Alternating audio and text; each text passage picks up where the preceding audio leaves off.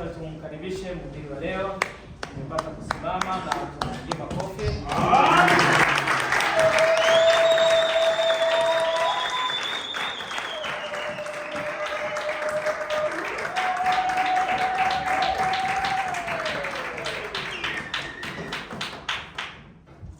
Bwana Yesu asifiwe. Amen. Bwana Yesu asifiwe tena. Amen. Leo nilikuwa na wasiwasi kuona kwamba sauti yangu ni ndogo, haitaweza kusikika huko nyuma, lakini naona kwamba tunaweza kusikilizana vizuri. Bwana Yesu asifiwe tena. Amen. Leo tutaongea neno fupi, hatutachukua muda mrefu, na neno letu la siku ya leo linasema kuhusu wakati wa uponyaji. Wakati wa uponyaji. Na kwenye neno letu hili tutaangalia mambo makuu mawili. Neno la kwanza tutaangalia agano la Mungu na Abrahamu. Agano la Mungu na Abrahamu. Alafu neno letu la mwisho tutakwenda kuangalia safari ya kutoka Misri na manunguniko njiani. Bwana Yesu asifiwe. Amen. Bwana Yesu asifiwe tena. Amen. Tunaomba msomaji wetu atuandalie kitabu cha Mwanzo sura ya 15 mstari wa kwanza hadi wa 8. Mwanzo sura ya 15 mstari wa kwanza hadi wa 8. Karibu msomaji. Mstari wa kwanza. Karibu. Ndio. Baada ya mambo hayo,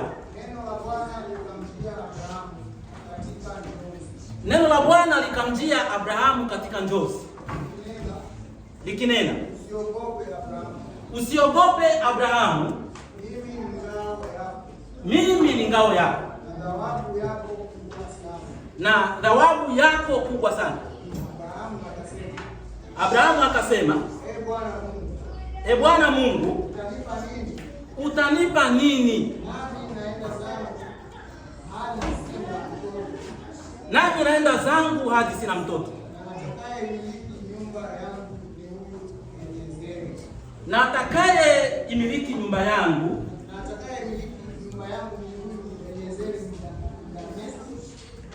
Bwana Yesu asifiwe. Amen.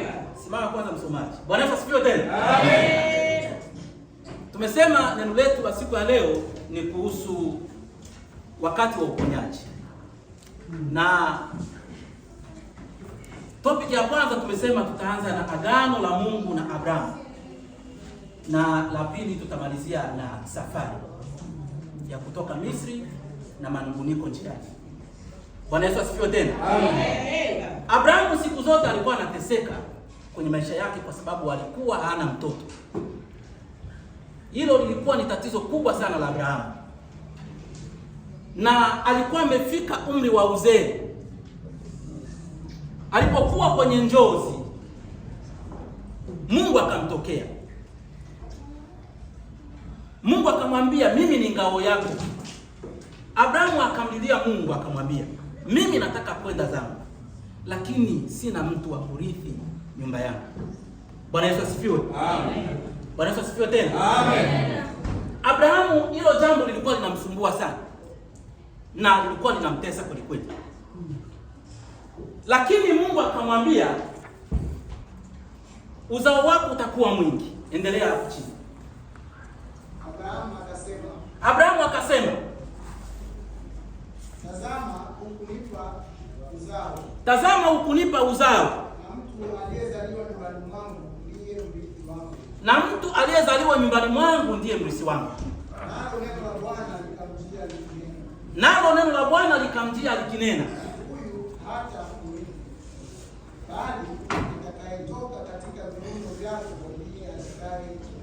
huyu uliye naye hata kurithi, lakini yule utakayemzaa ndiye atakayekurithi.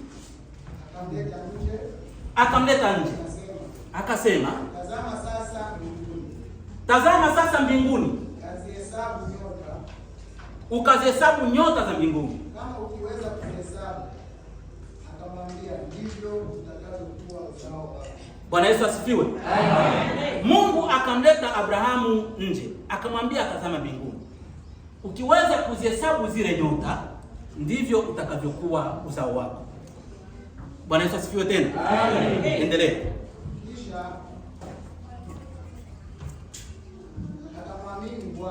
Kisha Abrahamu akamwamini Bwana, na Ibrahimu akaliamini hilo jambo. Kisha akamwambia, mimi ni Bwana niliyekutoa huko kwenye Uru wa Wakaldani nikakuleta huku ili nikupe nchi hii uimiliki. Akasema, Bwana, nipateje kujua kwamba nitairithi? Abrahamu akamuuliza Mungu, nitaamini vipi kwamba umenipa nchi hii niimiliki? Umemaliza? Bwana Yesu asifiwe. Amen. Bwana Yesu asifiwe tena. Amen. Hiyo ilikuwa agano la Mungu na Abrahamu. Alimtoa huko mbali akamleta kwenye hiyo nchi ili aimiliki. Msomaji, endelea hadi 9.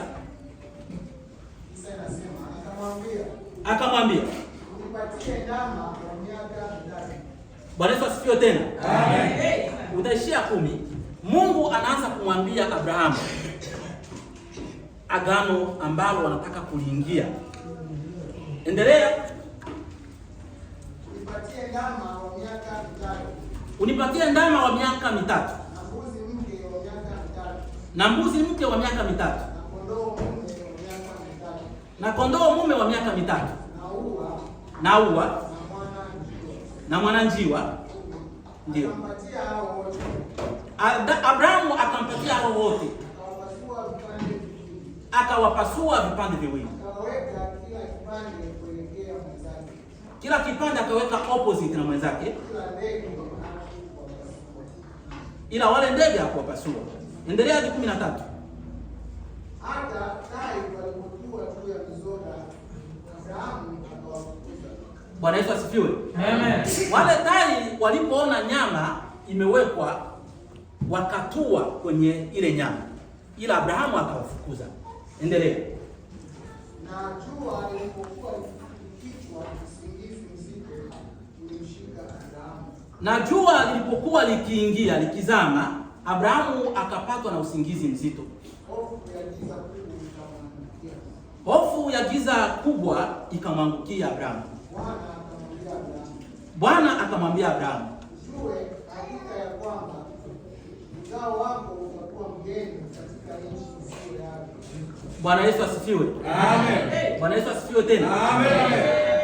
Tunaona kwamba Abrahamu alipatwa na usingizi mzito wakati akimtolea Mungu yale Mungu aliyomuomba. Lakini kwenye usingizi Mungu akamwambia kwamba ujue hakika uzao wako utakwenda kwenye utumwa. Bwana Yesu asifiwe. Amen, amen. Lakini hapa hatujajua sababu. Biblia haijaandika kwa nini Abrahamu aambiwe kwamba uzao wako utaenda kwenye utumwa. Ila wasomi wa Biblia wanafikiria labda ni kwa sababu ya wale tai walidema kwenye ile nyama. Bwana Yesu asifiwe. Amen. Bwana Yesu asifiwe tena. Amen. Na hapo ndio mwanzo au ndio chanzo cha kuzao Abrahamu kwenda Misri kwenye utumwa. Bwana Yesu asifiwe tena. Amen. Kwa hiyo ilikuwa ni agano ambalo Mungu ameweka na Abrahamu. Na ndio maana tukafika mpaka tumeingia kwenye Misri, tukaona maisha ya wana wa Israeli kule Misri. Lakini kumbuka kipindi hicho Mungu akitoa agano na Abrahamu, Abrahamu alikuwa hana mtoto. Na Abrahamu alikuwa analia siku zote kwamba sina mtoto wa kunirithi. Bwana Yesu asifiwe. Amen. Bwana Yesu asifiwe tena. Amen.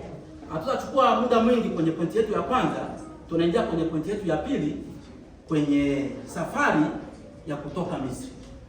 Kwa hiyo tunaomba msomaji wetu atuandalie kitabu cha Kutoka sura ya 13 mstari wa 17 hadi 18. Karibu. Kutoka 13 17 hadi 18. Ndio. Ilikuwapo hapo Farao alipokwisha kuwaacha watu hao waende zao. Ilikuwapo Farao alipokwisha kuacha watu waende zao. Mungu hakuwaongoza kwa njia hakuwaongoza Waisraeli kwa njia ya wasafiri wa Filisti. Kwa njia ya Wafilisti. Ijapokuwa ilikuwa ni ya karibu. Bwana Yesu asifiwe. Amen. Bwana Yesu asifiwe tena. Amen. Tupo kwenye pointi yetu ya pili, safari ya kutoka Misri kwenda Kanaani. Kwenye ile nchi ambayo Mungu alifanya agano na Abrahamu na akamwambia Abrahamu kwamba uzao wako utaimiliki hii nchi ya Kanaani. Bwana Yesu asifiwe. Amen. Lakini kumbuka, Mungu alimwambia Abrahamu kwamba uzao wako utaenda utumwani na utakaa kwenye utumwa miaka 400. Miaka 400 sio haba, ni muda mrefu sana. Bwana Yesu asifiwe tena. Amen. Na Waisraeli kweli walipokuwa Misri walikaa miaka 400. Miaka 400. Bwana Yesu asifiwe tena. Amen. Bwana Yesu asifiwe. Amen. Tunaomba msomaji tusomee kitabu cha Hesabu sura ya 21 mstari wa 4 hadi wa 5. Hesabu 21 mstari wa 4 hadi wa 5. Ndio. Wakasafiri kutoka mlima wa Hori kwa njia ya bahari ya Shamu. Bwana Yesu asifiwe. Amen. Biblia inatuambia kwamba Mungu hakutaka wapite njia ya Wafilisti, ijapokuwa ile njia ilikuwa ya karibu. Hesabu inatuambia kwamba wakasafiri kutoka wapi? Mlima wa Hori. Wakasafiri kutoka mlima wa Hori. Endelea. Wakasafiri kutoka mlima wa Hori kwa njia ya bahari ya Shamu. Wakasafiri kutoka kwa njia ya Hori kupitia bahari ya Shamu ili kuizunguka nchi ya Edomu. Watu wakafa moyo kwa sababu ya ile njia. Watu wakafa moyo kwa sababu ya ile njia. Watu wakamnungunikia Mungu na Musa, mbona umetupandisha huku kutoka nchi ya Misri ili tufe jangwani? Maana hapana chakula wala hapana maji, na roho zetu zinakinai chakula hiki. Hakuna chakula na hakuna maji na roho zetu zinakinai chakula hiki. Bwana Yesu asifiwe. Amen. Bwana Yesu asifiwe tena. Amen. Tukiangalia maisha ya Waisraeli walipokuwa Misri, tutakwenda kuona kwamba walikaa Misri ni muda mrefu sana, miaka 400. Yaani ni vizazi na vizazi. Lakini kumbuka, walipoingia Misri mara ya kwanza kabisa, hawakuingia Misri kama watumwa. Walienda kwenye kutafuta chakula, maana nchi yao ilikuwa na njaa. Bwana Yesu asifiwe. Amen. Na walipoishi kule Misri walioana na Wamisri. Bwana Yesu asifiwe tena. Ndivyo ilivyo. Walioana na Wamisri, walizaa watoto na Wamisri. Mfano ni Yusufu alipouzwa na ndugu zake, mke wake alimuoa Misri. Kwa hiyo wale watoto wa Yusufu, wajomba zao walikuwa ni Wamisri. Bwana Yesu asifiwe tena. Amen. Sasa mtu ambaye wajomba zake ni Wamisri unakuja kumchukua kwamba kurudi kwetu Kanaani, ina maana unataka umwambie kwamba mke wake atawaacha baba zake. Huyo mtu sio rahisi sana kukubali kuondoka. Atakuwa na manunguniko, mama yangu atabaki vipi? Baba yangu atabaki vipi? Watoto wake watahangaika, wajomba zetu, ndugu zetu. Kwa hiyo walipitia wakati mgumu sana, na ukiangalia njaa wanayopitishwa ilikuwa ni njaa ya porini. Hakuna chakula, hakuna maji, ni mateso njiani. Bwana Yesu asifiwe. Amen. Bwana Yesu asifiwe tena. Amen. Kwa hiyo hiyo safari haikuwa rahisi. Ni sawa na vijana wetu hapa. Umwambie amezoea lifestyle ya kuendesha gari ya hapa Australia. Anajua kwamba kila Saturday tunakutana na wenzetu, tunafanya mambo fulani. Alafu from nowhere unakuja unamwambia kwamba inabidi turudi Kongo. Bwana Yesu asifiwe. Amen. Bwana Yesu asifiwe tena. Amen. Sasa angalia level ya resistance ya hao vijana. Kongo kuna maisha gani? Je, kuna magari? Wanaanza kupiga hiyo hesabu. Hakuna gari. Kwa hiyo wanakuwa wanateseka. Chakula vipi? Kwanza kulala. Watu wanateseka. Watu wanakimbia kila siku. Bwana Yesu asifiwe. Kwa hiyo walikuwa rahisi kazi ya kuwatoa Misri waende Kanaani. Kwa sababu ya lifestyle ambayo walikuwa wanaishi nayo. Yes, walikuwa ni watumwa kule Misri. Lakini walikuwa wanakula. Walikuwa wanalala. Walioana na Wamisri. Wamisri walioana na hao watu. Kwa hiyo unakubali kwamba unamwacha mama yako mkwe. Unawaacha wadogo zake wa mke wako. Haikuwa rahisi, ilikuwa ni kazi kubwa. Bwana Yesu asifiwe tena. Amen. Bwana Yesu asifiwe. Amen. Msomaji endelea sura ya chini.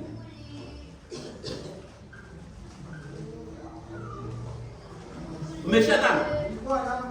Ilikuwa Hesabu 21:4 hadi 5. Ndio. Watu wakamnung'unikia Mungu. Ingia 6. Bwana akatuma nyoka za moto kati ya watu.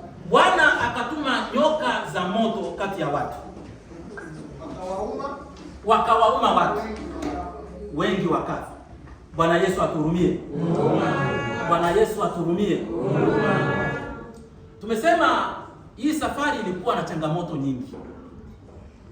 Kuna manunguniko mengi yaliyokuwa njiani. Watu walikosa chakula, watu walikosa maji ya kunywa. Watu wakaanza kukumbuka maisha yao ya Misri. Biblia inatuambia kwamba walikuwa ni watumwa kule Misri. Lakini ina omiti sehemu zingine kwamba hawa watu walikuwa wanacheza mpira na Wamisri. Bwana Yesu asifiwe. Amen. Hawa watu walikuwa wanakutana na Wamisri. Ni sawa na sisi ambao tumetoka kambi ya Nyarugusu na wengine wametoka kambi zingine. Ukiwaambia watu ambao sisi tumekulia kambini, ukiniambia unitoa Tanzania kunipeleka Kongo, mimi sijui Kongo. Bwana Yesu asifiwe. Amen. Kwa hiyo ni vigumu sana, na hata ninapofikiria kujenga, nafikiria kujenga Tanzania. Kwa sababu ndipo ninapoelewa. Bwana Yesu asifiwe. Amen. Na wale wengine waliotoka Kenya, wao wanafikiria kujenga Kenya. Kwa sababu huko ndo walikotoka. Sasa hao watu hawaikumbuki nchi yao. Bwana Yesu asifiwe tena. Amen. Kwa hiyo ni vigumu sana ukamwambia mtoto wa Nyarugusu kwamba bwana sasa tunarudi Kongo. Yeye ameshazoea kwenda Makere. Ameshazoea kwenda Kigoma, japokuwa kuna kukamatwa na polisi njiani, lakini yeye haoni kitu. Anaona pale ndio nyumbani. Na hata sisi tunaosafiri tunarudi nyumbani, tunarudi Afrika, kwa mfano tunaenda Tanzania, hatuwezi kuishia Dar es Salaam. Hatuwezi kuishia Mwanza mpaka ufike nyumbani na Nyarugusu. Bwana Yesu asifiwe. Amen. Bwana Yesu asifiwe tena. Amen. Yaani tunakuwa tuko connected na ile sehemu ambayo tumetoka. Tunapaona pale ndio nyumbani. Sasa kunitoa pale ukanipeleka sijui unanirudisha Kongo, yaani nakuona sasa unafanya mambo ya ajabu. Bwana Yesu asifiwe tena. Amen. Na kama tulivyosema kwamba vijana wetu hapa Australia wameshazoea lifestyle ya kuendesha magari. Alafu from nowhere baba unasema kwamba nimechoka na maisha ya Australia, turudi Tanzania, sijui turudi Kongo, atakushangaa sana. Kwanza mimi ambaye nimetoka huko nimeshakuwa mkubwa, mimi mwenyewe siwezi kuelewa. Bwana Yesu asifiwe. Mimi siwezi kuelewa kwa sababu nilipopata diploma yangu 2010 sikupata mtu akunisaidia kwenda university. Nilikaa kambini, tukaanza kufundisha, tukaanza kusoma Kiingereza, tunaenda kusuka Dar es Salaam, sijui Mwanza tunasuka, nikakosa mtu kunipeleka university. Sasa kufika Australia, mimi nimefika university. Nasoma university. Sasa from nowhere aje leader mmoja aniambie kwamba sasa Male Onda ni muda wa kurudi Kongo. Sasa mimi ndaanza kucheka. Kwanza nitamuuliza hii Kongo iko wapi? Maana hata nikienda Afrika, mimi huwa sifiki Kongo. Sipajui. Hivi nilipotoka Afrika nilishatoka Tanzania. Sikufika Kongo. Kwa hiyo unaponiambia unanipeleka Kongo, nitakuuliza ni wapi? Naenda kufanya nini? Bwana Yesu asifiwe. Amen. Kwa hiyo ndio ilikuwa resistance. Waisraeli wanagombana na Musa njiani. Unatupeleka wapi? Kanaani ni wapi? Tutaenda kufanya nini? lakini ideology ambayo ilikuwa inapeleka ni kwamba ni nchi ya asali na maziwa. Sawa, asali na maziwa, lakini tuanza kuteseka huko njiani. Tutaishi vipi? Na Mungu akaogopa kwamba nikiwapitisha njia ambayo ni shortcut, hawa watu watapambana na vita hapo njiani na watarudi Misri. Ndio Biblia inatuambia. Kwa hiyo ngoja niwapitishe njia ndefu ili huko watu waweze tena kurudi nyuma. Bwana Yesu asifiwe. Amen. Asifiwe tena. Amen. Msomaji,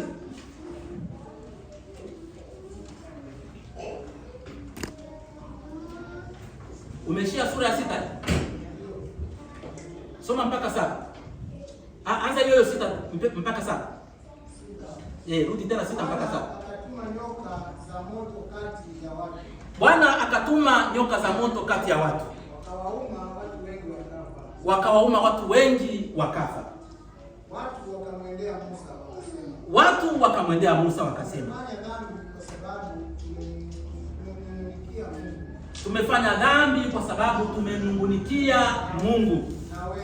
Na wewe Musa, tuombee kwa Bwana atuondolee nyoka hawa. Basi Musa akawaombea watu kwa Mungu. Mstari wa chini,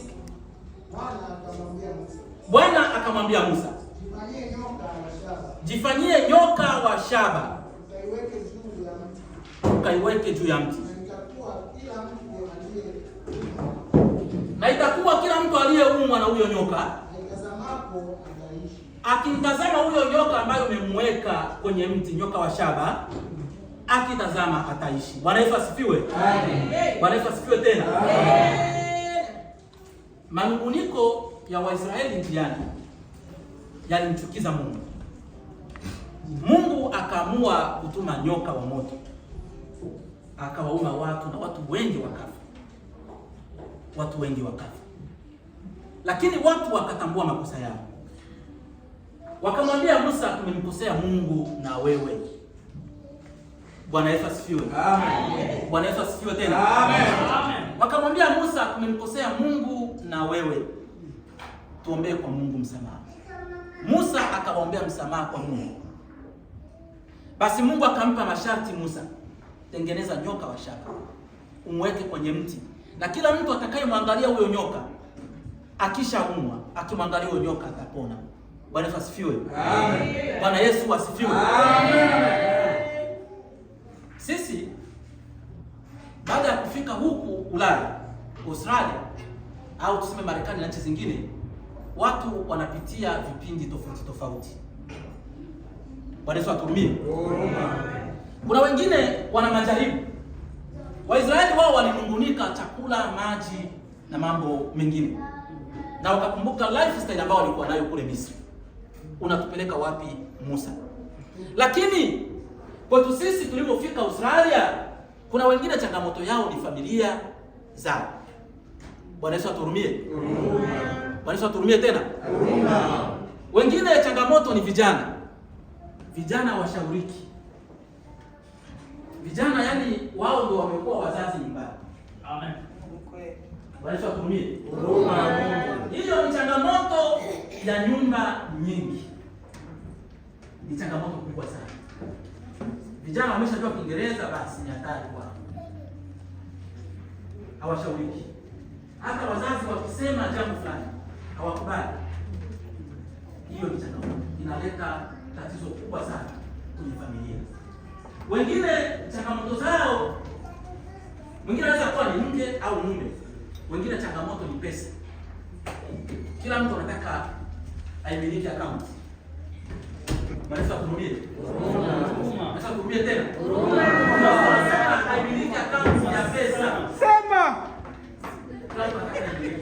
Ukitumia ndugu zako na mke wako hajajua, basi hata vinginevyo. Ome. Penda sana mimi mbacha bana. Kona. Anaona sakatana ndio kuchomela na roho msachi. Tunatupika na mimi. Bwana tukurudie. Hiyo ni changamoto mojawapo ambayo inawasumbua watu wengi huku ya account. Ya hatari sana. Bwana tukurudie tena. Waisraeli lakini wao walitambua changamoto zao.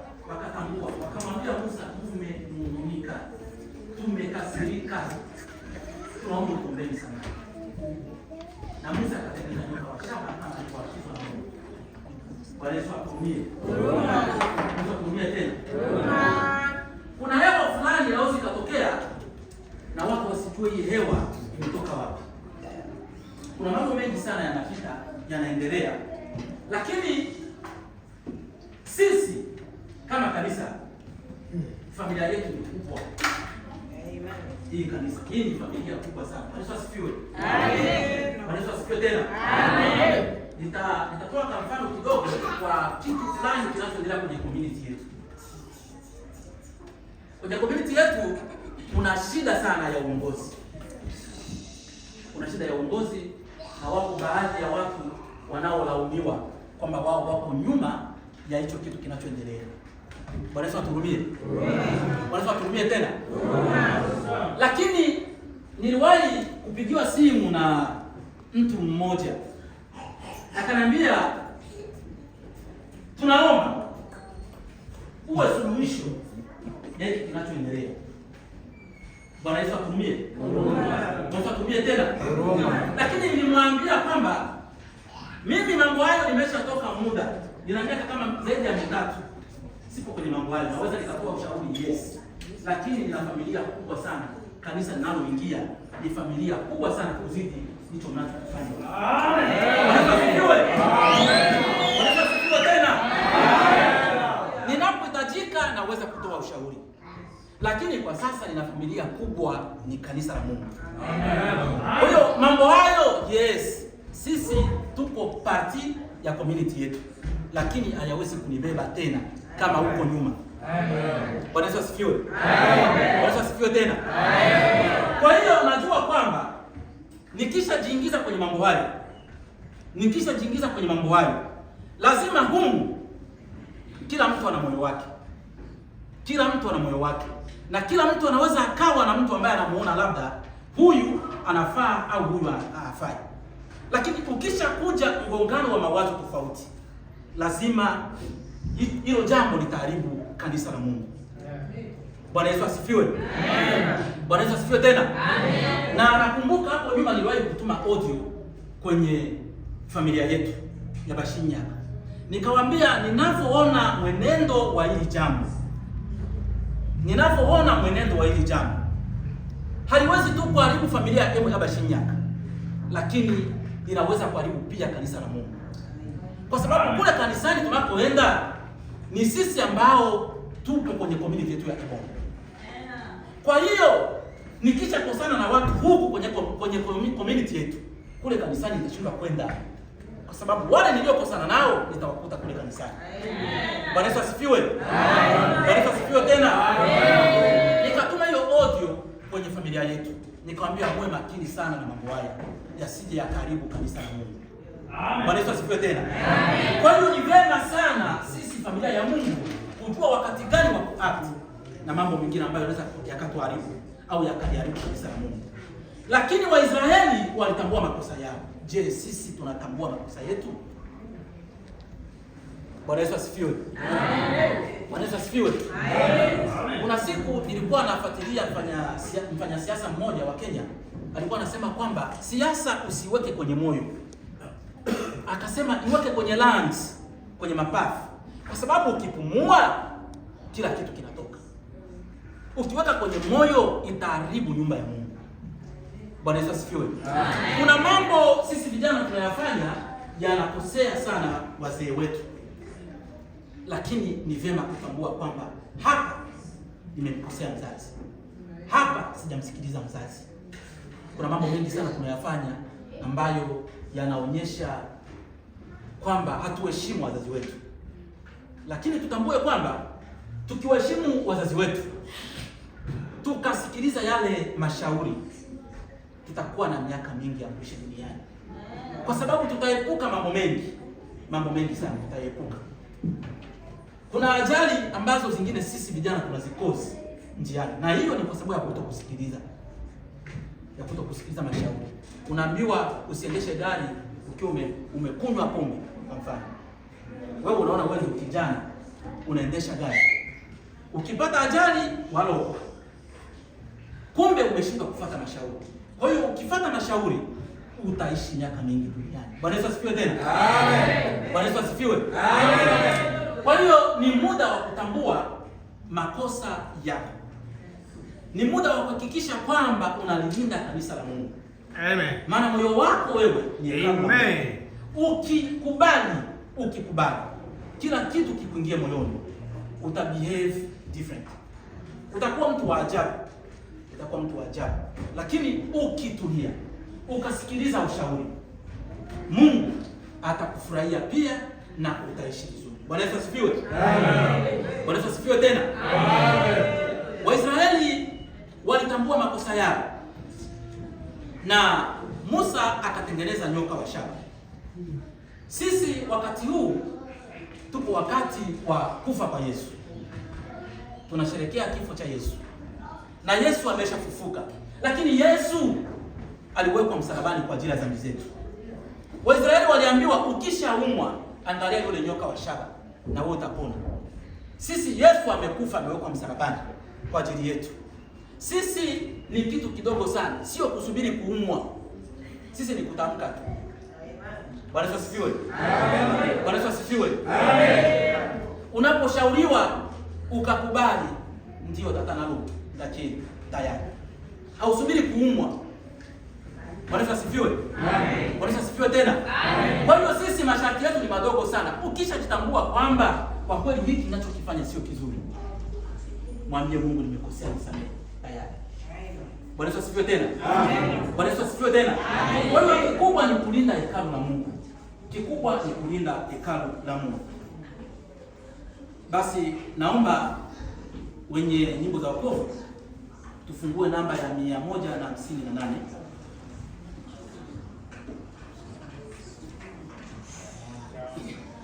Mia moja na 158. Bwana Yesu asifiwe tena. Amen. Tunafika mwisho wa neno letu. Utambue makosa yako. Tambua ni wakati gani ambapo umekosa. Hapa ni batagundwa kwa sababu umeshafika Ulaya. Hapa ni bawa ajabu kwa sababu unaendesha gari au kwa sababu ni kijana. Huku Ulaya tunapoishi ndiko walikotoka kina Nyerere. Bwana Yesu asifiwe. Amen. Bwana Yesu asifiwe tena. Amen. Huku Ulaya tulipo huku noto ekena familia chetu ekikondo. Ilikuwa ni ngumu kufika. Familia au kijiji kilikuwa kinajichanga kumpeleka mtu mmoja. Na tena ni kwa bahati akubaliwe visa ya kuingia. Bwana Yesu asifiwe. Amen. Lakini sisi tumepata neema ya kuja na familia. Alafu tena tuanze kujichanganya. Itakuwa ni jambo la ajabu sana. Huku wametoka kina Nyerere, huku wametoka kina Mandela, huku wametoka kina Patrice Lumumba. Yaani watu wengi, akina Kwame Nkrumah wametoka huku. Na walikuja huku kusoma. Wakapata elimu, wakairudisha nyumbani. Sisi tunataka kurudisha nini? Bwana Yesu asifiwe. Amen. Bwana Yesu asifiwe tena. Amen. Tunataka siku moja tukishafanya makosa Australia ikituchoka tukakamatwa tukarudishwa. Tukawa ripoti. Ndio tunachokitaka au nini? Maana hawa watu hawajali una visa, hawajali una citizenship. Wewe makosa yako yakizidi unarudishwa kwenu. Citizenship ni karatasi tu. Wanaichana unarudishwa kwenu. Unasubiri wakati huo au unasubiri wakati umeshakuwa asset ya familia au asset ya nchi ili uende ukasaidia watu wako. Kwa hiyo kikubwa ni kutulia ili tuweze kuwa faida kwa familia yetu, kanisa la Mungu. Bwana Yesu asifiwe. Amen. Bwana Yesu asifiwe tena. Amen. Wimbo 158